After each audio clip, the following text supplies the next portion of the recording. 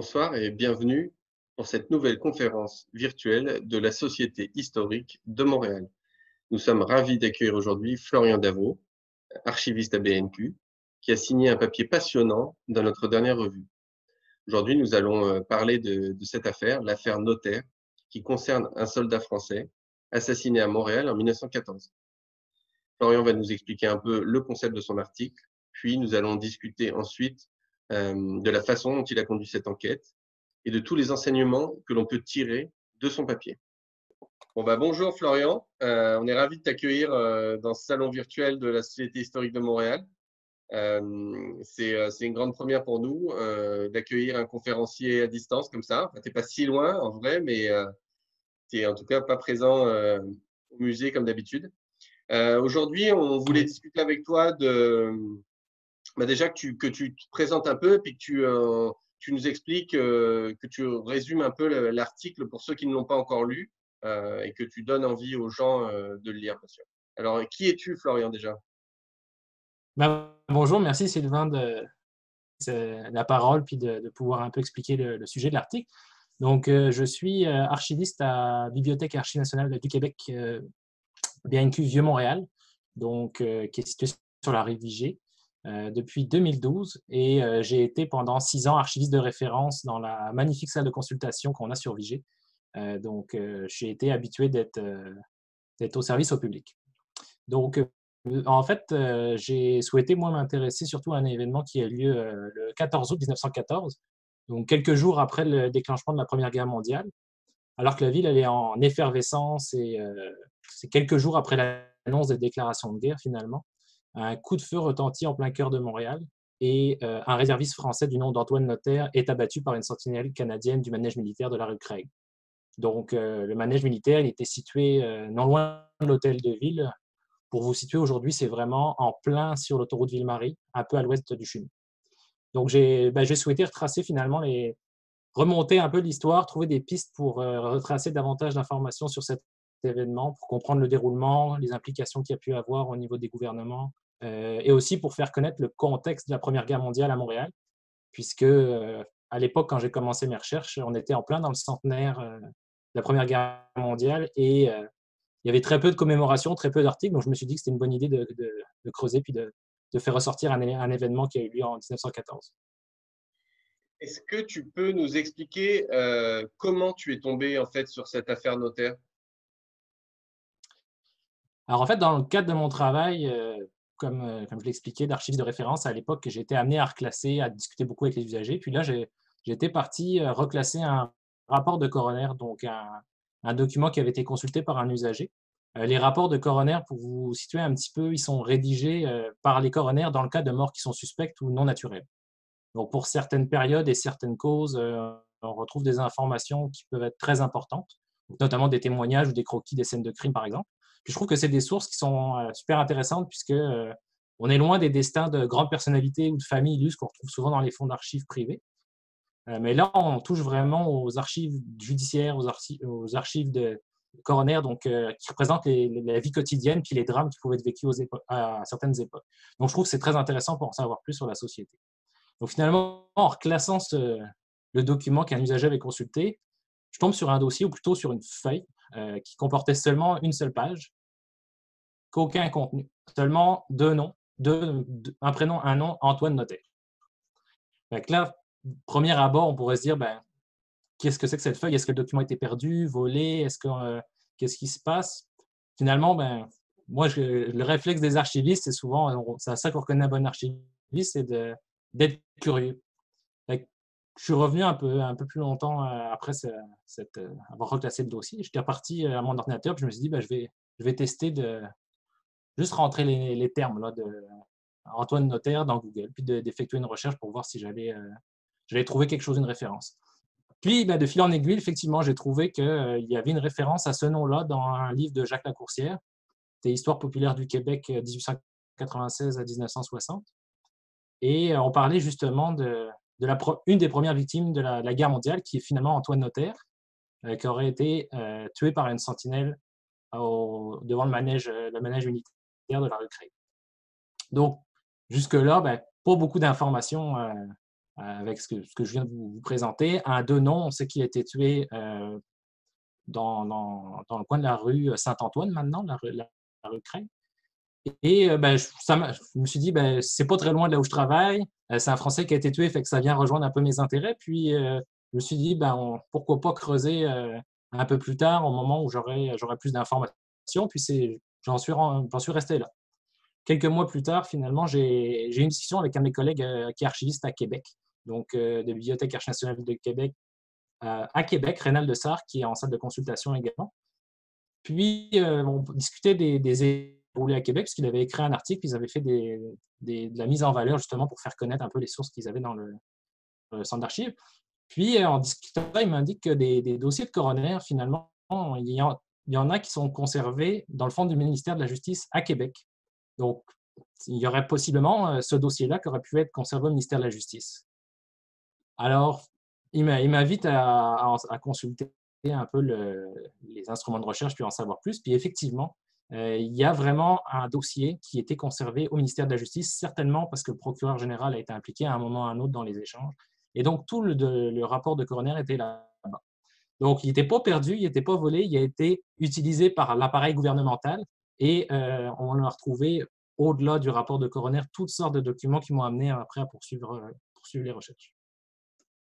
Avant qu'on entame justement un peu le fil de ton enquête, est-ce que tu peux nous expliquer finalement ce qui a conduit les autorités publiques à s'intéresser au cas du soldat notaire? Qu'est-ce qui a provoqué ça? En quoi cette affaire est particulière? Est-ce que tu peux nous décrire ce qui s'est passé et ce qui a provoqué ça? Ouais, déjà, on est dans le contexte de la Première Guerre mondiale, donc les autorités sont tous à cran, sont toutes à cran finalement pour suivre un peu ce qui se passe dans la société, dans l'opinion publique, surtout. Et là, on parle d'un citoyen qui est tué par un militaire à Montréal.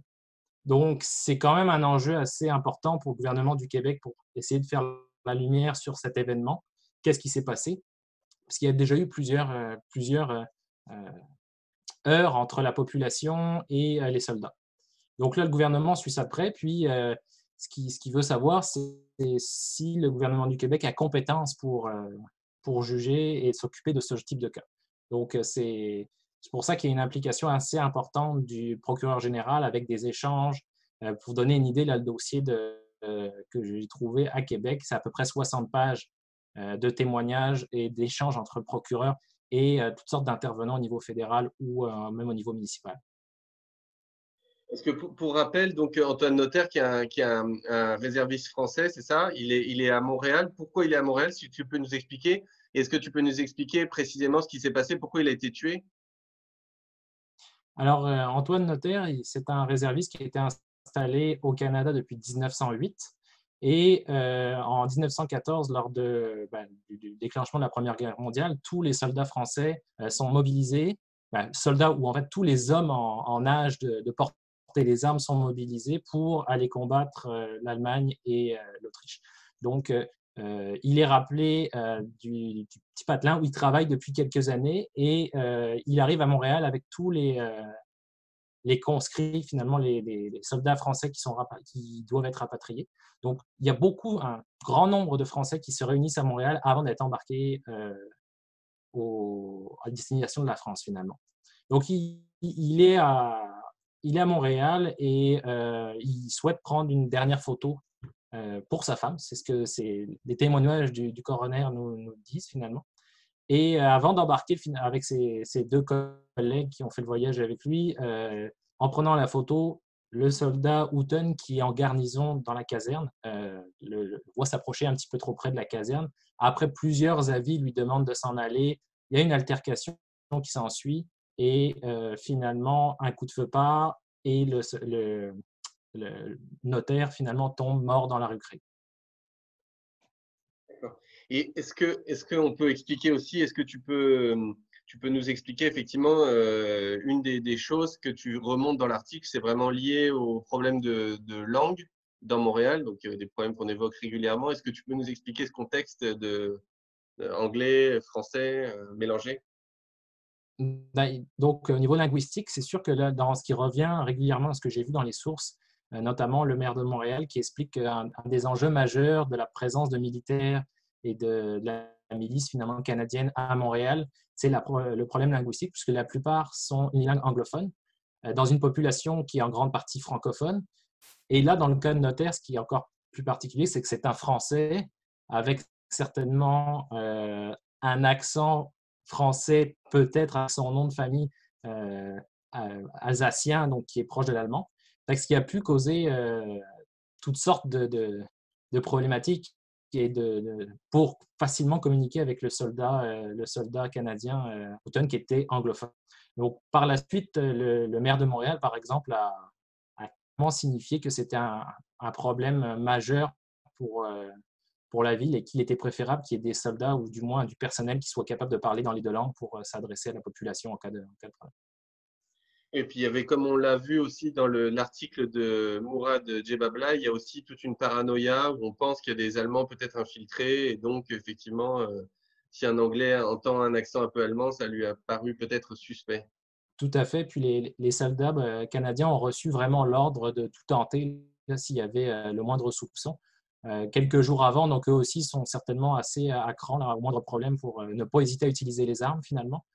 Et ben, on en est arrivé à ce qui s'est passé finalement avec l'incident de Notaire, là, qui a été perçu même par la suite dans des journaux britanniques. Ça a même été utilisé pour montrer qu'il pouvait y avoir des espions même à Montréal. Alors, est-ce que tu peux maintenant plonger dans le fil de ton enquête et nous expliquer comment tu as réussi, en partant d'une simple feuille, à remonter toute la trame de cette tragédie et puis à vraiment aller jusqu'au bout et nous expliquer. Est-ce que tu peux nous raconter ça? Oui, ben, je vais vous mentionner aussi tout d'abord un peu le travail d'archiviste de référence aujourd'hui, tel qu'on le fait.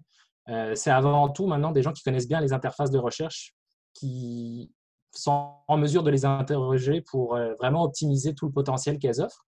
Et ça passe souvent par des dizaines d'essais-erreurs dans les différents moteurs de recherche, etc. Donc, on se concentre beaucoup là-dedans.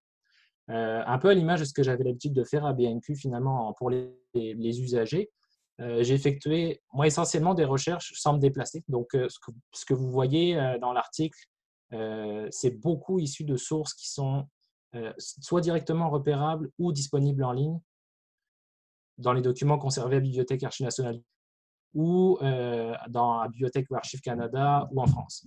Il y a d'autres éléments où parfois j'ai été obligé de commander pour avoir accès aux documents, mais c'était essentiellement des choses que j'ai pu faire de chez moi. Bon, par exemple, si je continue un peu le fil de l'histoire pour vous indiquer comment j'ai poursuivi la recherche après avoir trouvé finalement le dossier de coroner dans le bureau du procureur général à Québec. J'ai vu qu'il y a eu plusieurs échanges entre le procureur, le coroner, le gouvernement fédéral, les policiers, les avocats du ministère de la Justice, justement pour déterminer si c'était une compétence provinciale, puisqu'il y avait un soldat qui était mis en cause. Et en voyant les échanges, je me suis dit, bon, s'il y a des échanges avec le gouvernement fédéral et la ville, il y a certainement des dossiers qui doivent exister aussi pour avoir le pendant au fédéral, donc des dossiers qui doivent être conservés par Bibliothèque et Archives Canada. Donc, je me suis orienté vers leur base de données également, puis j'ai tapé le mot-clé notaire, là, qui est le nom de la personne, puis j'ai trouvé deux dossiers, un au ministère de la Justice, un au ministère de la Défense nationale, qui m'ont aidé en fait, à en savoir plus sur le dénouement de l'affaire. Chacun des dossiers, ça faisait à peu près 120 pages d'échanges, de notes. Donc, ce qui était intéressant, c'est que je pouvais avoir le point de vue du procureur général et les notes qui étaient associées aux correspondances, et également au niveau fédéral, la même chose. Donc, ça, c'était pour avoir le contexte puis tout le dénouement de l'affaire. Mais j'ai aussi cherché avec les infos sur le soldat en question, un certain Houghton, Roughton, Hooper, Houghton, toutes sortes de façons de l'appeler dans les documents. Finalement, j'ai vu 7 ou 8 appellations, ce qui a été une difficulté là, pour retrouver à l'aide de mots-clés facilement des dossiers qu'il concernait. Donc, par contre, dans le dossier de coroner, c'était là où quasiment le seul endroit où son nom a été inscrit correctement. Donc, le coroner avait bien fait son travail à ce moment-là. Là, c'était vraiment la bonne appellation. Et à partir également de ce dossier de coroner, j'ai voulu chercher des informations sur Antoine Notaire. Qui était ce Français qui était à Montréal? On a quand même réussi à trouver beaucoup d'informations grâce à ce dossier. Il y avait des choses qui étaient fausses, des choses qui étaient véridiques dans les témoignages de ses amis. Certainement des gens qui le connaissaient plus ou moins, qui ont tenté de donner des informations qui étaient pas correctes forcément au niveau du coroner. Donc, par exemple, j'ai trouvé toutes sortes d'indices comme quoi il résidait à Sydney. Ça, c'était son lieu de résidence au Canada, au Cap-Breton. On apprend aussi l'adresse du soldat de George Wooten, ce qui amène à pouvoir poursuivre les recherches et à trouver l'adresse également pour confirmer la famille dans les annuaires Lovell, qui est une très belle source pour ceux qui veulent chercher des adresses et des lieux de résidence.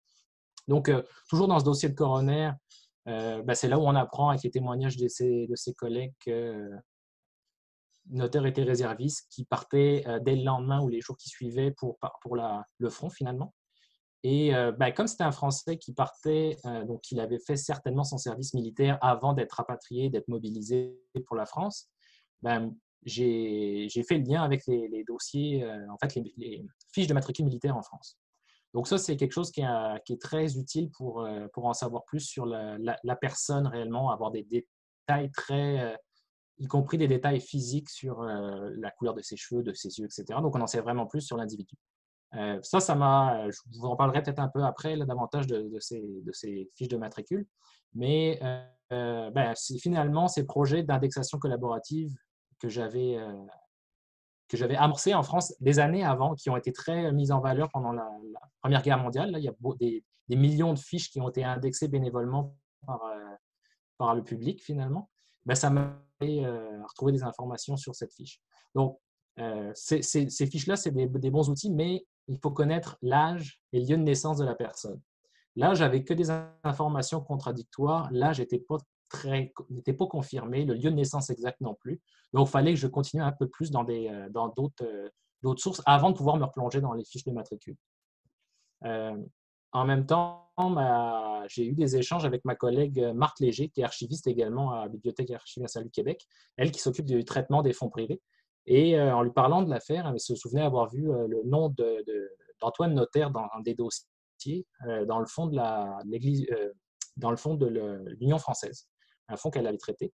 Elle avait vu spécifiquement ce nom-là dans les dossiers qui concernaient les inhumations au cimetière de Notre-Dame-des-Neiges.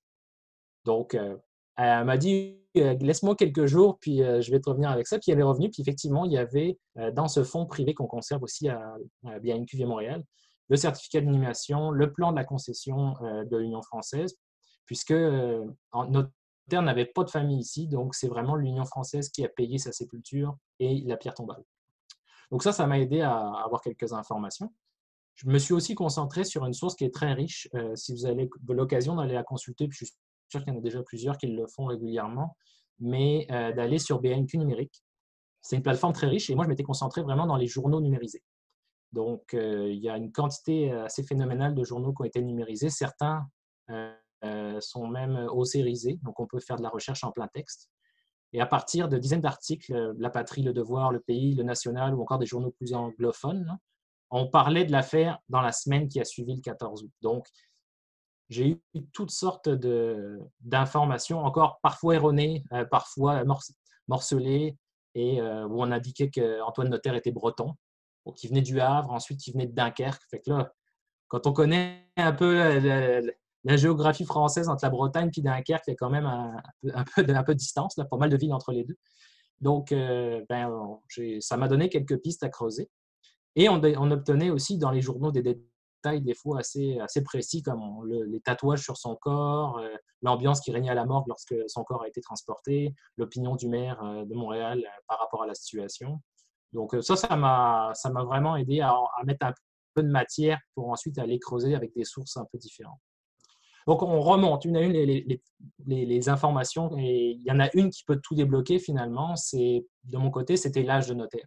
Sans l'âge précis ou approximatif, c'était dur d'aller en France chercher des documents pour en savoir plus sur cet individu-là. Et on trouve aussi dans un des articles de la presse de l'époque une information qui disait qu'il était marié et qu'il avait une fille, ce qui m'a un peu surprise pour un Français qui était installé au Canada depuis près de 7 ans. Il était marié avec une fille qui était restée en France finalement. Déjà, un témoin lors de l'enquête en parlait, donc ça a confirmé que c'était véridique. Donc ensuite, ça m'a permis de dire il y a un mariage quelque part aussi en France qui va nous donner des informations sur le personnage. Donc avec l'âge de notaire, pour remonter encore, je suis retourné aux fiches de matricule, comme je vous disais tantôt, avec une idée de l'année de sa naissance et un lieu géographique, je pouvais trouver finalement sa fiche sans connaître l'endroit précis de sa naissance. C'est vraiment une mine d'informations, ces fiches-là. Donc, au niveau du département français où il habitait, j'ai retrouvé sa trace. Finalement, la fiche, elle donne beaucoup d'informations sur l'aspect physique, le lieu de naissance, le nom de ses parents. Ça m'a permis ensuite de repérer son acte de naissance qui confirme que c'est bien lui. Et on a une information sur son mariage également dans l'acte de naissance. Donc, avec ces documents, on retrace vraiment l'origine de la famille. On sait les lieux de ses affectations militaires ou encore les différents lieux où il a vécu, les adresses, etc. au cours de l'histoire. Donc, on apprend aussi toutes sortes d'informations qui concernent ses antécédents militaires. Et notaire m'a un peu surpris, j'en ai vu beaucoup des fiches, surtout quand je faisais ma généalogie familiale, mais lui, il a une fiche particulièrement garnie pour quelqu'un qui est mort avant la Première Guerre mondiale. Généralement, on retrouve dans ces fiches-là toutes les listings des affectations puis des régiments auxquels ont été assignés les soldats. Mais lui, il avait une fiche particulièrement remplie puisqu'il a été condamné à plusieurs reprises pour des refus d'obéissance, ce qui nous donne une bonne idée du caractère de l'individu là, dans la situation. Est-ce que ça peut être une des causes de son décès finalement? Est-ce qu'il ne s'est pas laissé faire, il n'a pas voulu suivre le soldat, puis c'est ce qui a amené au drame? Là, ça pourrait être une explication. Puis en suivant la date de la dernière condamnation militaire qu'on voit sur sa fiche de matricule, après ça, je me suis dit, à partir de cette période-là, est-ce qu'il est parti en France pour une raison qui peuvent être liées à ses multiples condamnations? Hein? Est-ce qu'il est parti au Canada à ce moment-là? Et effectivement, j'ai trouvé dans les listes de passagers de bateaux qui sont disponibles en ligne à la Bibliothèque Archives Canada. Donc, pour cette période, la trace de son passage sur le bateau Sardinienne en 1908 à destination du Canada. Donc là, on est remonté davantage dans l'individu pour essayer de comprendre vraiment plus sa façon de penser et qui il pouvait être. C'est vrai que cette recherche-là a permis de mettre un peu le doigt sur l'ambivalence du personnage et le fait qu'il s'était rebellé plusieurs fois, y compris dans sa carrière militaire française, et donc potentiellement c'était aussi une des causes de sa mort. Ouais. Ça pourrait être une des explications qui a été mentionnée par exemple, le témoignage du soldat. Ça peut être une des raisons, comme ça peut être également le fait qu'ils ne se comprenaient tout simplement pas là, quand ils se sont parlé. Est-ce que tu peux nous dire si les recherches que tu as menées côté français, est-ce que tu les as effectuées aussi à distance ou est-ce que tu t'es rendu sur place? Donc, c'est en très grande partie à distance. Les départementales en France de chaque département ont numérisé l'ensemble des fiches de matricule. Donc, c'est une mine d'information qui est repérable à distance. Les registres d'état civil, vraiment la même chose, ne sont pas tous en ligne ou qui sont accessibles à distance. Donc, tout cet aspect-là, j'ai pu le faire. Mais j'ai eu des pistes également infructueuses là, dans le cas des documents français. J'ai essayé de retrouver les décisions de justice militaire vraiment qui étaient mentionnées dans sa fiche. Puis, j'ai une de mes sœurs qui était proche de ma sœur finalement, qui est proche de Paris au ministère de la Défense et qui a été voir si elle trouvait des dossiers, malheureusement sans succès. Mais je pense qu'il doit y avoir des traces quelque part. C'est juste que c'est particulièrement des fois compliqué de savoir dans quel fond chercher du côté des archives militaires. Donc finalement, tu as réussi quand même à retracer beaucoup de choses et à avoir des informations assez précises sur Notaire. Côté du soldat qui a tiré, est-ce que tu peux nous dire ce qui s'est passé pour lui après? Qu'est-ce que tu as trouvé de ce côté-là? Et jusqu'où tu as pu aller? Est-ce qu'il y a eu un procès? Alors, dans l'ensemble des échanges, finalement, j'avais trouvé un numéro de dossier qui m'apparaissait être au début un numéro qui aurait pu être vraiment un numéro de procès. Ça n'a mené à rien. J'ai effectué des recherches dans une bonne quantité d'index et de registres pour la période après 1914. J'ai été jusqu'à 5-6 ans. J'ai essayé de trouver des éléments après la Première Guerre mondiale en me disant peut-être qu'il y avait d'autres occupations pendant la Première Guerre mondiale, donc le procès a pu avoir lieu après. Malheureusement, je n'ai pas trouvé de traces de procès. Donc, c'est là où, après, les dossiers de Bibliothèque Archives Canada m'ont dit finalement, il n'y a jamais eu de procès et il y a eu d'autres développements par la suite. Donc, j'ai fait d'autres recherches également pour trouver Houghton. qui est notamment une des pistes, c'était d'aller voir les dossiers de soldats du corps expéditionnaire canadien. Encore là, qui sont numérisés dans leur intégralité à Bibliothèque Archi Canada. Je m'étais dit que ça allait être facile parce qu'il y en a beaucoup en ligne, puis j'allais le trouver assez rapidement, mais je me suis heurté au nom de famille de Houghton qui peut s'écrire de plusieurs façons et j'ai rien trouvé. J'ai trouvé par contre une trace de son frère qui a participé à la Première Guerre mondiale, mais pas Houghton. Alors, est-ce que considérant l'événement comme les dossiers du corps expéditionnaire canadien, c'est vraiment ceux qui ont été combattre lors de la Première Guerre mondiale, est-ce que considérant l'événement, peut-être qu'il n'y a pas été finalement, qu'il n'a jamais été envoyé au front et qu'il a été renvoyé chez lui, ou qui est continué dans les casernes, ça peut être une option, mais je n'ai pas trouvé son dossier. Il y a d'autres pistes encore que j'ai en tête, d'aller notamment voir les dossiers de la milice active non permanente, mais c'est plus délicat pour rechercher les éléments là-dedans. Donc, je n'ai pas trouvé de pistes sur ce soldat, à l'exception de son décès, que j'ai trouvé dans un index des décès qui est disponible à BNQ sur place. On peut aller voir les dossiers de 1926 à 1996. J'ai trouvé une trace de décès de George Houghton et j'ai confirmé le tout avec sa pierre tombale qu'on trouve au cimetière Mont-Royal. Donc, qui n'a pas été évidente à retrouver, mais on a pu avoir les dates de son décès, donc j'ai une bonne raison de croire que c'est lui. Qu'est-ce qui s'est passé entre 1914 et son décès dans les années 30, là, pour moi, ça reste un mystère pour le moment. Je ne sais pas si l'armée elle-même a des informations à son sujet après 1914. Est-ce que tu peux nous dire en combien de temps tu as réalisé cette enquête et puis nous donner un peu le sentiment général que tu avais quand tu la conduisais? Est-ce que c'était très excitant? Est-ce que tu étais toujours motivé par ta quête d'information et ta recherche de la vérité? Ou est-ce que parfois tu t'es déçu? Comment ça s'est passé? Mais c'est une chasse au trésor, hein. Vraiment, c'est comme ça que je l'ai vécu, moi, vraiment une enquête policière pour remonter indice après indice. Des fois, il pouvait se passer 3 mois entre le moment où j'avais une piste, puis je recommençais les recherches.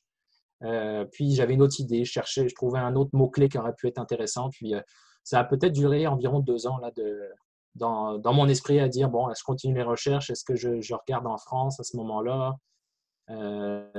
Puis j'ai toujours été motivé, puis c'est ça, dans notre métier, souvent, on trouve une piste à un moment, on trouve un élément, puis en se disant, bon, ben, j'y reviendrai à un autre moment quand j'ouvrais une source en lien avec le sujet. Mais non, j'ai pas abandonné l'idée. Puis ben là, la revue était une bonne occasion de finalement faire une mise en valeur autour de cet événement et de le faire connaître. Excellent. Et effectivement, ça a donné lieu à un très bon article et tous les membres de la société sont très, très contents du résultat. Donc, on te remercie. Est-ce que tu peux nous dire un peu finalement ce qu'on peut retenir de cet événement? C'est quoi les enseignements de l'enquête que tu as menée par rapport à l'assassinat notaire? Qu'est-ce qu'on peut retenir de cela?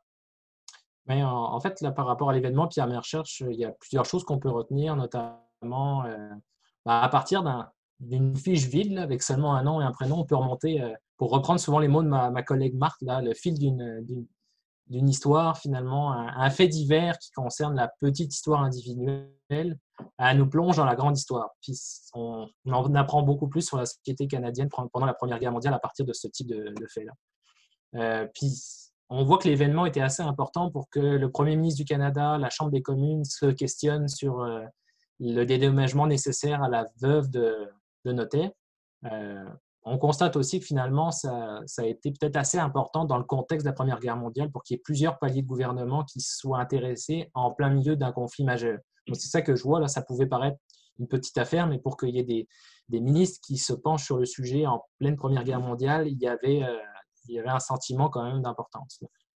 Ce qu'on apprend aussi dans les recherches qu'on a menées, c'est qu'on apprend ou on se conforte dans l'idée que les troupes canadiennes elles étaient peu préparées au début de la Première Guerre mondiale, au point de ne pas savoir où se trouvait un de leurs soldats, là, puisque Houghton a disparu dans la nature finalement après l'événement. Là. Donc, c'était pas totalement en contrôle. Puis, j'ai remarqué également que la chaîne de commandement, donc qui était en charge de valider puis de juger le soldat, de voir qu'est-ce qui s'était passé, elle a été ébranlée au moment des faits, puisque certains gradés de l'armée canadienne, dans les échanges qu'on trouve dans les dossiers, ben, ils trouvaient que c'était très flou au niveau de la responsabilité de chacun. C'était pas si évident que ça dans les échanges de correspondance que tel capitaine était en charge de le juger, par exemple. Donc, dans l'armée, on sent qu'il y a un sentiment de perte de contrôle. On ne savait plus réellement qui était aux commandes à ce moment-là. Puis, moi, ce que j'ai trouvé intéressant aussi, c'est qu'au-delà de l'événement, il y a plusieurs choses qu'on a appris, comme on a appris par la découverte d'un article que la propagande de guerre britannique, elle ne gênait pas à l'époque pour déformer considérablement la réalité, puisque dans le cas de Notaire, la presse britannique a publié la photo pas de son cadavre, mais de la scène de crime avec les soldats, la photo que vous avez en couverture de la revue. Donc, elle l'a publié en disant que c'était un espion allemand qui a été tué à Montréal, alors qu'on est déjà bien des semaines après l'événement au moment de leur publication. Donc, ils sont servis d'un événement à Montréal pour un des éléments d'ailleurs que je ne m'attendais pas là, quand j'ai fait la recherche, je ne m'attendais pas à trouver une photo de l'événement vraiment accessible en 1914. C'est quand même vu comme un fait divers là, à l'époque, et je ne m'attendais pas à le trouver. Quand je vous disais tout à l'heure qu'il faut essayer avec toutes sortes de mots-clés, etc., ça fait partie des choses que j'ai appris aussi lors de la recherche. Là. En cherchant Notaire, ben, finalement, j'ai trouvé une photo de cette photo-là à la Bibliothèque du Congrès aux États-Unis, qui parlait du décès de Notard. Donc, bon, on comprend qu'avec l'appellation en français, c'est pas évident de l'écrire correctement en anglais. Là. Donc, cette photo a été retrouvée, puis je ne m'attendais pas vraiment à trouver une photo comme ça de 1914. Peut-être que le fait qu'il y ait un défilé militaire l'après-midi, le soir, juste après l'événement, ça a aidé à ce qu'il y ait un photographe qui soit déjà sur place et qui en a profité pour prendre en photo finalement la foule de soldats qui débarquaient après le tir. Dans ce que j'ai appris aussi, moi, vraiment, c'est que toujours en lien avec cette photo, on a la même photo du côté américain, donc, qui était au Bibliothèque du Congrès, puis elle a été reprise par le journal britannique. Mais si on regarde juste la façon d'utiliser l'image britannique, ils ont mis l'image au complet, alors que du côté américain, ils ont censuré, si vous regardez vraiment, pourra le partager, il y a un enfant sur la photo du côté britannique, ce qu'on ne voit pas dans la photographie américaine. Donc, on voit qu'il y a des différents pays, et on rappelle aussi que les États-Unis ne sont pas encore en guerre en 1914, et peut-être voulu et peut-être pas le même à ce niveau-là. Moi, ce que je trouve aussi important, c'est qu'on apprend qu'au Canada, il y a des travailleurs français qui travaillaient dans le pays pour apporter de l'argent à leur famille, qui restaient en France. Ça m'a surpris. C'est quelque chose que j'ai appris à ce moment-là. Je savais que c'était arrivé beaucoup plus tard, par exemple, quand on compare avec l'immigration du Maghreb, des chefs de famille aller dans les pays étrangers, rapporter de l'argent à leur famille, par exemple en Algérie, etc. Mais là, le voir que ça existait pour la France aussi avant la Première Guerre mondiale, ça m'a étonné. Puis c'était un élément qui était intéressant. Finalement, on n'est pas sûr de la raison qui a amené à ce drame. Donc, non-respect des consignes de la part de notaire, qui a des antécédents dans le domaine, mauvaise compréhension, il fait de la différence linguistique. Je pense que c'est ça qui étaient les deux éléments ensemble qui ont fait que l'événement a eu lieu. Puis, les témoignages de problèmes récurrents de consommation d'alcool par les troupes de la milice canadienne. Donc, tout ça ensemble, ça pourrait expliquer les raisons qui ont mené à ce drame. Enfin, un des derniers éléments que je voulais vous mentionner, c'est que à partir des sources primaires et publiées, là, donc des archives ou des journaux qui sont disponibles en ligne, ou sous forme numérisée ou indexée, ou toutes sortes de façons, on arrive déjà à bien retracer le fil d'un événement. Puis c'est ça que je trouve intéressant, même sans se déplacer, en commandant des fois des documents à distance et en écoutant des conseils d'archivistes. Là, ça, c'est quelque chose que je trouve primordial. On arrive à retrouver des documents, mais c'est vraiment en posant des questions aux archivistes qui connaissent les fonds qu'on peut mettre des fois de la chair sur l'os. Tout n'est pas indexé ou repérable avec des mots-clés, mais on arrive quand même à à avoir une bonne quantité d'informations, mais il ne faut pas hésiter à consulter les professionnels dans les salles de consultation là, qui peuvent donner des pistes des fois très intéressantes. Ouais, effectivement, c'est une belle promotion pour ta profession. Et une dernière question justement que tout le monde se pose, qu'est-ce que ça fait un archiviste en confinement? Ah, ben, un archiviste en confinement, ça continue de faire des recherches et de travailler. On a tellement de notices à décrire et d'inventaires qu'on veut pouvoir euh, faciliter l'accès finalement en ligne qu'on ne chôme pas. Là, on est encore tous au travail. Donc là, vous avez un système d'information québécois performant, c'est ça? On fonctionne au télétravail. Ouais, ouais, c'est, nos tâches ont changé pour s'adapter, mais on n'a plus de documents avec nous sous les yeux forcément, mais on peut quand même continuer puis faire de la mise en valeur aussi pour que les gens puissent découvrir davantage les fonds d'archives au cours des prochaines semaines, le temps du confinement. Écoute, merci beaucoup Florian. Je pense que ton histoire et puis la façon dont tu as mené l'enquête sont justement de belles façons de montrer qu'il y a beaucoup de choses à découvrir encore dans les fonds d'archives un peu partout. Et justement, c'est vraiment ça qu'on a envie de propager au sein de la Société historique de Montréal, que tout le monde se mette à faire des recherches. Donc, un grand merci pour ton témoignage. Et puis, on se retrouve bientôt dans la vraie vie, j'espère. D'accord, merci beaucoup. À bientôt.